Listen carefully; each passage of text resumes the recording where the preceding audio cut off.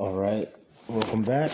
So, I'm gonna do this video pretty much explaining how we live in the real life Matrix, and that the movie The Matrix isn't just fiction, a work of fiction. Now, don't get me wrong. Obviously, all the machines and the underground world and all that stuff. Yes, that's all fiction. But I'm talking on a 3-dimensional level here. Now, if you've never heard of the movie The Matrix, it's definitely a must see. I recommend it.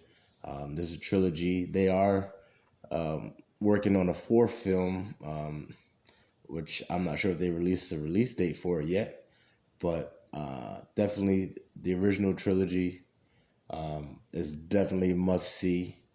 I had some great fight sequences in the movies. It's featuring Keanu Reeves, Lawrence Fishburne, and Jada Pinkett Smith is in the second and the third one, I believe. I don't think she's in the first one, but anyway, that's not that important. So I'm going to read the plot for The Matrix for you, and then I'm also going to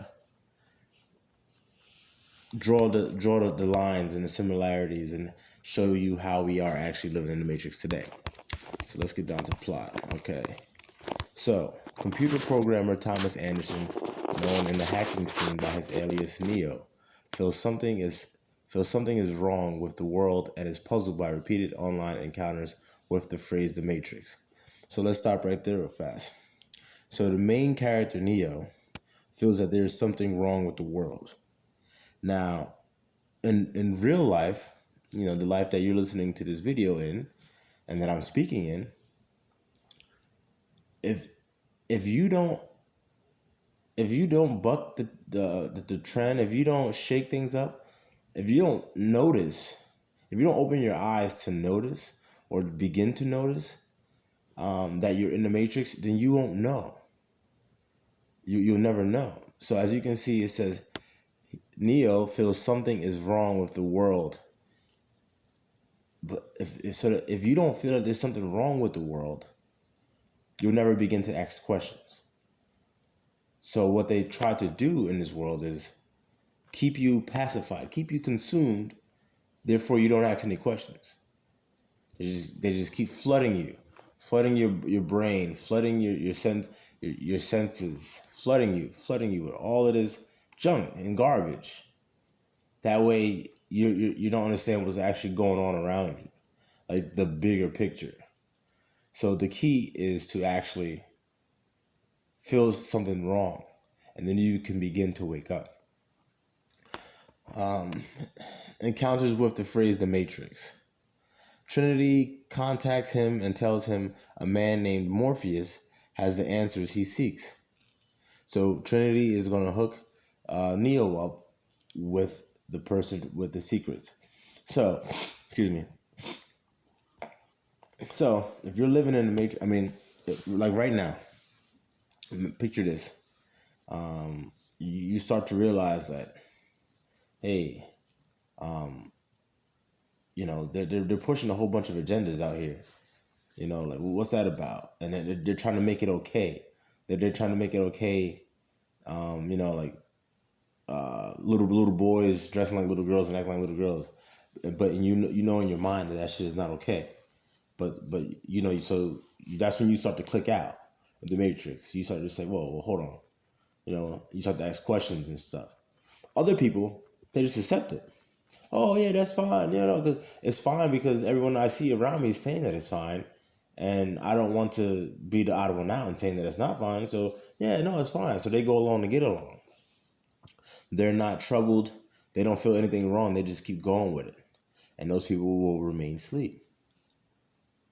The people that take things that they know aren't correct or aren't right, they choose to remain asleep. And those of us that say, no, wait a second, that ain't right. Whether you're basing that off of what you learned in life through the Bible or any other spiritual text, or just from having a very, very strong moral compass, probably passed down to you from your parents. You know. So anyway, Trinity is hooking Neo up with Morpheus, who is the guy that's gonna, help help Neo on his journey to waking up. Because it's one thing to ask the questions and start to notice that something's wrong, but it's a whole other thing entirely to actually fully be able to see it all and have a greater perspective on it, and then know how to go about your life once understanding that you are in the Matrix, and that there's games being played. So Morpheus has the answers that he seeks. A team of agents and police led by Agent Smith arrives at Neo's workplace searching for him. Despite Morpheus' attempts to guide Neo to safety via telephone, Neo is captured and coerced into helping the agents locate Morpheus. Now, the agents in real life would be the people that try to tell you, "Oh, nah, don't listen to that guy. Oh, no, he's actually crazy. That guy. No. He's wrong. No, he's wrong. He's on the wrong side of history, or he's archaic, or they'll use things like that, to try to convince you that what you're thinking is actually incorrect and that they're right. But no, that is not. That's not the truth. The truth is, inside what's right and what's wrong. Those detractors in real life are the agents in the movie. All right, Neo is of course. Located Morpheus, whom they regard as a known terrorist. See, they're calling Morpheus a terrorist. Meanwhile, he's not. The agents are programmed to not allow Neo and others to break out of the Matrix, because they know that once they break out, they're trying to bring down the Matrix, and they're coded to not allow that to happen. Like I said before, the people in your life, the detractors that try to keep you asleep, those are the agents. Those are the agents. And if you notice, the agents could change into anybody in the film. You can drive away from an agent, then the agent could literally just take over to somebody else's body in a car next to you and then try to run you off the road, which is symbolizing that these people don't really have any identity. They're all the same. They're like sheep.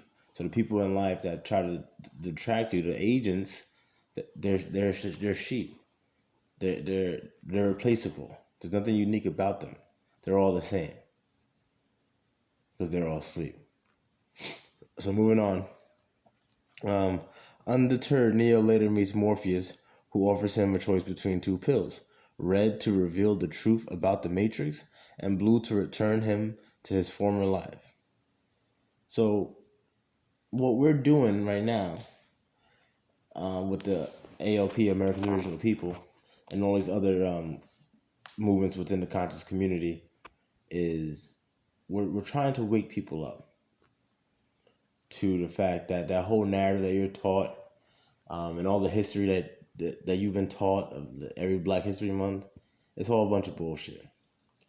The majority of it is just hyperbolized, and then the rest is just historically incorrect.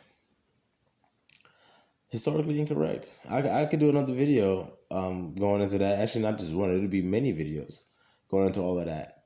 But I say stuff like this all the time. For instance, they tell us that slaves all came here on slave ships, and we were civilized by white men, and we were running around in the jungles of Africa with freaking lion kilts on and shit like that. And no, that's not true at all. Actually, it's the opposite. We civilized them. They were crawling on all fours, literally living in caves with animals, eating the lice off of their bodies and stuff like that. Yeah, living with animals and eating with animals and all that nonsense. They didn't bathe. They were covered in hair, stuff like that. Christopher Columbus discovered America. No, that's not true at all. He never even set foot on America. And not only that, there were already people here, black people, well, quote unquote black people. All these things that they don't tell you, because they made up their story, and then they're perpetuating the story, and you're plugged into that, and it's hard for a lot of people to even hear half the things that I literally just said, but it goes on and on and on and on and on. It goes so much deeper, because we're living in the matrix. But once you start to understand all of this, and then you start to understand that they set up the matrix in a way kind of reminiscent of a game where there's winners and losers, and they're winning because they have all the power. They have all the chips. All the chips are on their side. The name of the game is to get as much power as possible. Because when you have power, you get to make the rules. Okay? And you get to rule. But anyway, going on. Neo swallows the red pill. His reality falls apart, and he awakens in a liquid-filled pod among countless others attached to an elaborate electrical system. So yeah, that's when, if you've ever seen the movie, that's when he wakes up in like some like crazy looking like post-apocalyptic cornfield, mechanical cornfield kind of thing. Like, it's super trippy. At least it was back then. I'm not sure how the graphics look nowadays. It probably looks like crap, but when I was a kid, it looked crazy. All right, so as Neo recuperates from a lifetime of physical inactivity, Morpheus explains the truth. In the early 21st century, there was a war between humans and intelligent machines. Now, I'm not going to go too deep into that right now about, that plot point for the movie, because, that's, if you want to watch the movie, you just watch it. I don't want to spoil too much of that for you. I really just wanted to focus on the dynamic between Neo being the one, being you, and then how you begin to wake up. Now, if you've seen the movies, then you know that Neo. So there's going to be some spoilers in here. If I've already given some spoilers, but there's going to be some more spoilers. So, as Neo progresses through the movies, his perspective changes in the Matrix, and then he fully, finally starts to understand what his purpose is. And it's to pretty much bring balance in the movie. But in real life, once you come into the truth and the knowledge, you're gonna have that same question. Well, what the hell is your purpose now? Because all the knowledge that you have and that you gained, it's not applicable per se. It is, but it's not. Because if you go around saying what I just said about, the history, that little brief snippet I just said, people will look at you like you're crazy. Because they've been trained to not believe that. They've been trained to believe that all freaking black people were slaves, which isn't true. Blacks owned slaves. There was a court case in like the 1600s, I think, or something like that, where a black slave owner sued, I believe, a white slave owner, because the white slave owner told the slave to just leave, because apparently, back then, slavery wasn't the way it is. And that's another thing. They literally indoctrinate you to when you hear the word slavery, you think of slavery in the south of this country and how that was, where they whipped people, they had no rights, they were treated like literally like objects and stuff like that. But that's new. That's new racism. I mean, new slavery. Slavery before wasn't like that. It was like more like indentured servitude, where you would be enslaved by somebody, but you still had rights. You still had a family. You just had to work off a debt, or for the most part, for like 4 or 7 years or something like that. And then when you were done, the person would give you some money and you'd be on your way. You know, it was very common. And again, these slaves had rights. But, you know, in the matrix that we live in, they teach you that no, that's not the case at all. You know, and they always pair slave with black. So when you think of the word slave, you think of black. But honestly, the word slave comes from the word Slav. The original slaves were the Slavs, and that's coming from derived from the German. I think it's German English German etymology, because obviously, you know, the English language and the German language, they share history. They came together to create what we know today as English.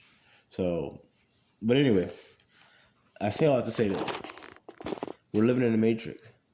But as you begin to wake up and understand everything, it might be overwhelming at first. But you have to keep in mind that this information is to be passed down. You have to spread it to our people. Wake up as many people as you can. That is what I'm trying to do. I'm trying to wake as many people up as I can.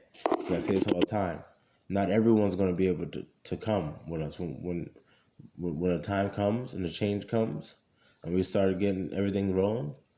There will be some left behind, you know. But I still want to bring as many as possible, you know. So we got to wake these motherfuckers up, man, to the truth. But anyway, that's it.